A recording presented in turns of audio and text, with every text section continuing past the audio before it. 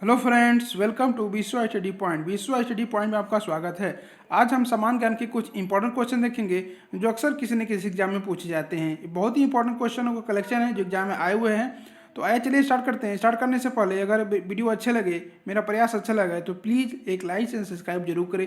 जिससे क्या होगा, हमको मोटिवेशन मिलेगा, हम अच्छे से अच्छा और वीडियो लाएंगे। तो आप एक बार लाइक एंड सब्सक्राइब जरूर करें। अगर आप शेयर नहीं कर सकते, कमेंट नहीं कर सकते, कोई बात नहीं, बट एक लाइक एंड सब्सक्राइब जरूर करें मेरे लिए, मेरे प्रयास के लिए। जिससे क्या होगा कि मोटिवेशन मिलेगा, आगे हम अच्छा से अच्छा वीडियो लाएंगे। तो आइए चलिए स्टार्ट करते हैं।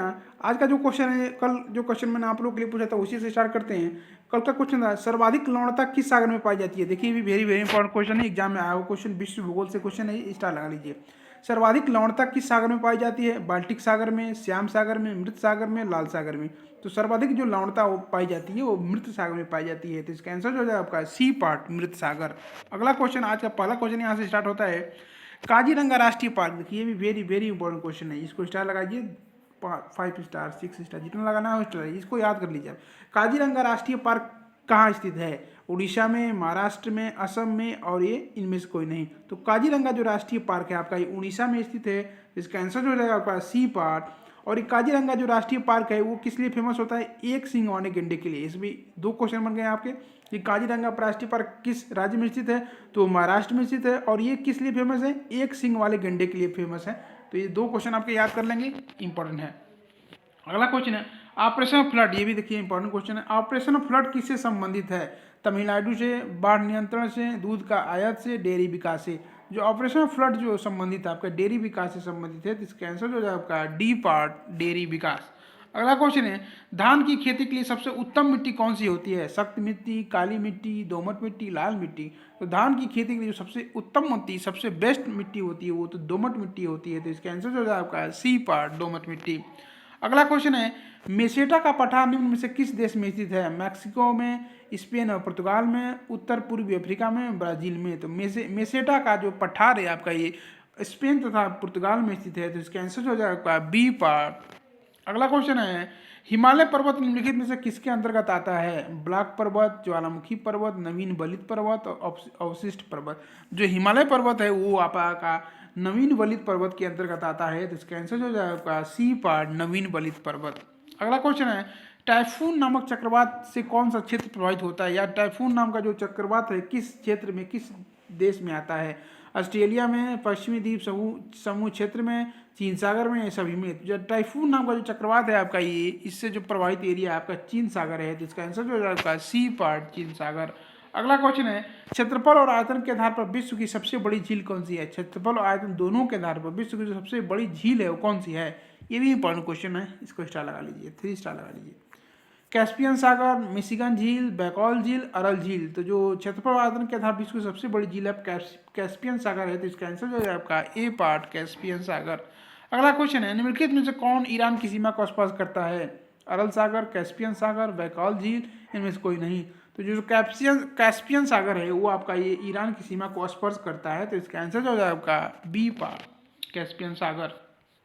अगला क्वेश्चन है, विश्व के दो सबसे छोटे महाद्वीप कौन से हैं। ऑस्ट्रेलिया और अंटार्कटिका, ऑस्ट्रेलिया और दक्षिणी अमेरिका, ऑस्ट्रेलिया और यूरोप, अंटार्कटिका और यूरोप।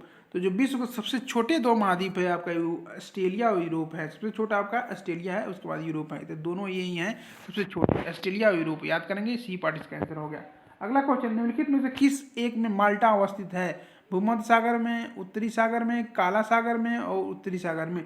तो माल्टा जो है आपका ये भूमध्य सागर में स्थित है। तो इसका आंसर हो जाएगा आपका बी, ये पार्ट, भूमध्य सागर। अगला क्वेश्चन है, जावा और सुमात्रा, ये इंपॉर्टेंट क्वेश्चन है। जावा और सुमात्रा द्वीप किस देश में स्थित है। फिलीपींस में, न्यूजीलैंड में, इंडोनेशिया में, जापान में। तो जावा और जो सुमात्रा द्वीप है आपका इंडोनेशिया का द्वीप है। तो इसका आंसर जो है आपका सी पार्ट, इंडोनेशिया। इंडोनेशिया जो सार है वो क्या है कि जो इंडोनेशिया देश है बहुत सारे हजारों द्वीपों का एक समूह है। तो उसी में जावा और सुमात्रा द्वीप भी है। तो इसका आंसर जो है आपका इंडोनेशिया हो जाएगा, सी पार्ट। अगला क्वेश्चन है, भारत और बांग्लादेश के मध्य जो विवाद है किस द्वीप को लेकर विवाद है। न्यूमूर द्वीप को, व्हीलर द्वीप को, गंगा सागर द्वीप को और कोको द्वीप को। तो जो बांग्ला और भारत के नहीं, भारत और बांग्लादेश के मध्य जो विवाद द्वीप को लेकर है आपका न्यूमूर द्वीप को लेकर है। तो इसका आंसर जो है आपका ए पार्ट, न्यूमूर द्वीप। इसका जो आंसर गलत यहाँ टाइप हो गया, नहीं सही है। इसका भारत और बांग्लादेश के जो मध्य विवाद है किस द्वीप को लेकर है, न्यूमूर द्वीप को लेकर है। तो इसका आंसर जो है आपका ए पार्ट न्यूमूर द्वीप। अगला क्वेश्चन है, चंद्रकार बालू के टीलों को क्या कहते हैं? चंद्रकार जो बालू के टीलों होते हैं उन्हें क्या कहते हैं? बरखान, तटबंध, यारडांग, इनमें से कोई नहीं। तो चंद्रकार जो बालू के टीको होते हैं उनको बोलते हैं बरखान। तो इसका आंसर जो है आपका ए पार्ट बरखान।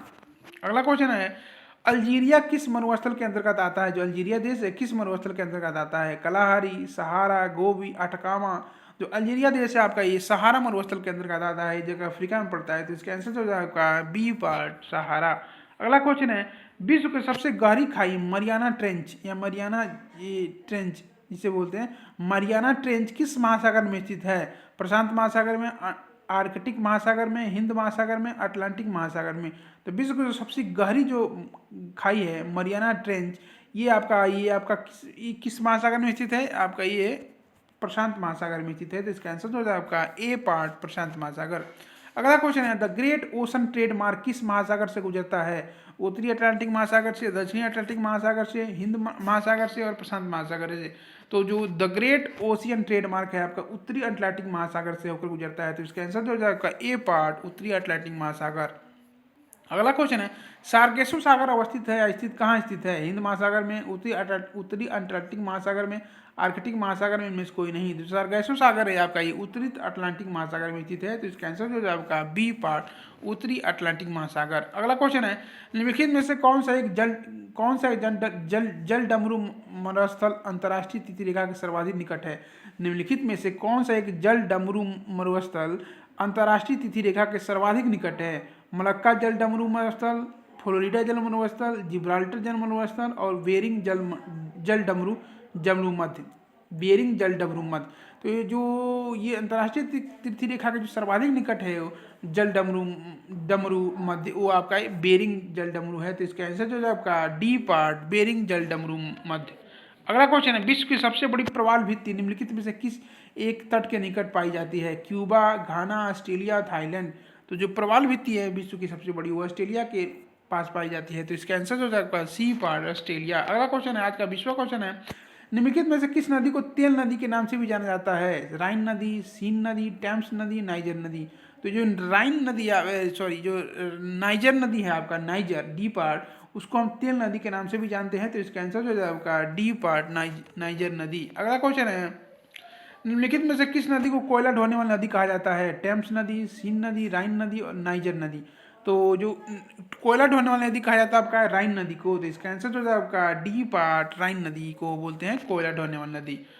सी पार्ट इसका, सॉरी मैंने आंसर सही बोला लेकिन पार्ट गलत बोल दिया, राइन नदी। सी पार्ट इसका आंसर सही होगा। राइन नदी को हम कोयला ढोने वाली नदी के रूप में जानते हैं। रूस की जो सर्वाधिक महत्वपूर्ण नदी है कौन सी है? नीपर नदी, वोल्गा नदी, डान नदी, निस्टर नदी।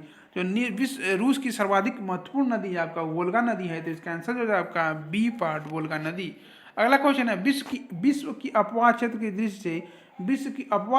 दृष्टि से सबसे बड़ी नदी कौन सी है? नील नदी, मिसिसिपी नदी, अमेजन नदी या ब्रह्मपुत्र नदी। तो विश्व की अपवाह क्षेत्र की दृष्टि से जो सबसे बड़ी नदी है आपका वो अमेजन नदी है। तो इसका आंसर हो जाएगा आपका सी पार्ट अमेजन नदी।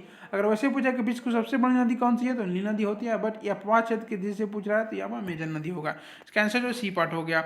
अगला क्वेश्चन, निम्नलिखित नदियों में से कौन सी नदी सबसे लंबी है? अमेजन नदी, लीना नदी, कांगो नदी, आम्बूर नदी। तो निम्नलिखित नदी में जो सबसे लंबी नदी है आपका अमेजन नदी है। तो इसका आंसर जो है ए पार्ट अमेजन नदी। अगला क्वेश्चन है, दक्षिण अमेरिका की सबसे बड़ी नदी कौन सी है? नील नदी, अमेजन नदी, गंगा नदी, मिसिसिपी नदी। दक्षिणी अमेरिका की जो सबसे बड़ी नदी है आपका अमेजन नदी है। तो इसका आंसर जो है आपका बी पार्ट अमेजन नदी। अगला क्वेश्चन, यूरोप की कौन सी नदी कोयला नदी के नाम से जानी जाती है? यूरोप की कौन सी नदी है जिसको हम कोयला नदी के नाम से जानते हैं? टेम्स नदी, एल्ब नदी, राइन नदी, रोन नदी। तो यूरोप की जो नदी है कोयला नदी के नाम से जानी जाती है और राइन नदी है। तो इसका आंसर जो है आपका सी पार्ट राइन नदी। अगला क्वेश्चन है, निम्नलिखित में कौन सी नदी भ्रंश घाटी से होकर बहती है? अमेजन नदी, राइन नदी, वोल्गा नदी, सिंधु नदी। तो अमेजन घाटी से होकर जो नदी बहती है आपका वो होती है आपका वोल्गा नदी। तो इसका आंसर हो जाएगा सी पार्ट वोल्गा नदी, जो कि भ्रंश घाटी से होकर गुजरती है। इंपॉर्टेंट क्वेश्चन है, याद करेंगे इसको। सिंध नदी किस नगर से होकर बहती है? ये सिंध नदी किस नगर से होकर बहती है? लंदन, रोम, फ्रैंकफर्ट और पेरिस। तो सिंध नदी जो होती है पेरिस नगर से होकर गुजरती है। तो इसका आंसर हो जाएगा डी पार्ट, ये फ्रांस में है पेरिस शहर। तो इसका आंसर जो हो जाएगा डी पार्ट। ईफल टावर, जो एफिल टावर है आपका ये पेरिस में स्थित है। तो इसका आंसर जो हो जाएगा डी पार्ट, सीन नदी के किनारे स्थित है पेरिस। अगला क्वेश्चन है, नर्मदा और ताप्ती प्रकार के किस प्रकार के डेल्टा का निर्माण करती हैं? चापाकार डेल्टा, ज्वार नद मुखी डेल्टा, पक्षीपात डेल्टा, निम्न में से कोई नहीं। तो जो नर्मदा और ताप्ती नदी है, जो कि ये दोनों नदियां क्या होती हैं, ज्वार नद मुखी डेल्टा का निर्माण करती है। तो इसका आंसर हो जाएगा बी पार्ट, ज्वार नद मुखी डेल्टा। अगला क्वेश्चन आज का तीसरा क्वेश्चन है, मानचित्र पर दूरियों को मापने के लिए किस यंत्र का प्रयोग किया जाता है? Planimeter, tellurometer, opisometer, rotameter. तो मानचित्र पर दूरियों को मापने के लिए प्रयोग किया जाता है आपिसोमीटर का। तो इसका आंसर जो है आपका सी पार्ट, आपिसोमीटर। अगला क्वेश्चन है, वायु में आपेक्षिक आर्द्रता मापन हेतु कौन सा प्रयुक्त उपकरण किया जाता है? वायु में जो सापेक्षिक आर्द्रता होती है उसको मापने के लिए कौन से उपकरण का प्रयोग किया जाता है? हाइग्रोग्राफ, पेंटोग्राफ, बैरोग्राफ, हाइड्रोग्राफ। तो इसमें देखिए कंफ्यूजन रहता है कि हाइड्रो होता है कि हाइग्रो होता है। तो जो सापेक्षिक आर्द्रता मापने का जो यंत्र होता है वो हाइग्रो होता है, हाइड्रो नहीं होता, हाइग्रो होता है। तो इसका आंसर जो है आपका ए पार्ट, हाइग्रोग्राफ। अगला और आज का लास्ट क्वेश्चन है आप लोगों के लिए, ये भी इंपॉर्टेंट क्वेश्चन है। अगला और ऊपर वाला क्वेश्चन भी इंपॉर्टेंट था, इस पर विचार लगा लेती है। सवाना घास भूमि पाई जाती है, जो सवाना घास भूमि है कहाँ पाई जाती है? मध्य एशिया में, ऑस्ट्रेलिया में, उत्तरी मध्य अमेरिका में और उत्तरी अमेरिका में। जो सवाना घास भूमि या घास के मैदान है आपका, ये उत्तरी मध्य अमेरिका में, अफ्रीका में पाई जाती हैं, उत्तरी मध्य अफ्रीका में पाई जाती है। तो इसका आंसर हो जाएगा आपका सी पार्ट, इसका जो आंसर हो जाएगा आपका सी पार्ट, उत्तरी मध्य अफ्रीका में पाई जाती है। तो इसका आंसर जो सी पार्ट हो गया। तो आज 32 क्वेश्चन यही समाप्त होते हैं आपके लिए। और आज का क्वेश्चन आप लोगों के लिए बहुत ही इंपॉर्टेंट क्वेश्चन है, देखते हैं इसका आंसर कितने लोग सही देते हैं। इसके कमेंट बॉक्स में इसका आंसर देना आप लोग को। आगे का क्वेश्चन है, किस प्राकृतिक प्रदेश को आलस्य का प्रदेश कहा जाता है? किस प्राकृतिक प्रदेश को आलस्य का प्रदेश कहा जाता है? विषुवतीय प्रदेश, भूमध्य सागरीय प्रदेश, मानसूनी प्रदेश और सवाना प्रदेश। तो इसका आंसर आप लोगों को कमेंट बॉक्स में देना है। ये भी इंपॉर्टेंट क्वेश्चन है, स्टार लगा लीजिए इसका कैसे आप लोग कमेंट बॉक्स में देना है। इसका आंसर मैं कल बताऊंगा, इसी से मैं क्वेश्चन कल का पार्ट स्टार्ट करूंगा।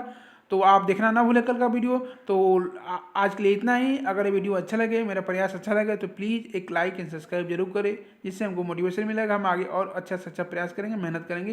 तो प्लीज़ लाइक एंड सब्सक्राइब करें। आप शेयर नहीं कर सकते कोई बात नहीं।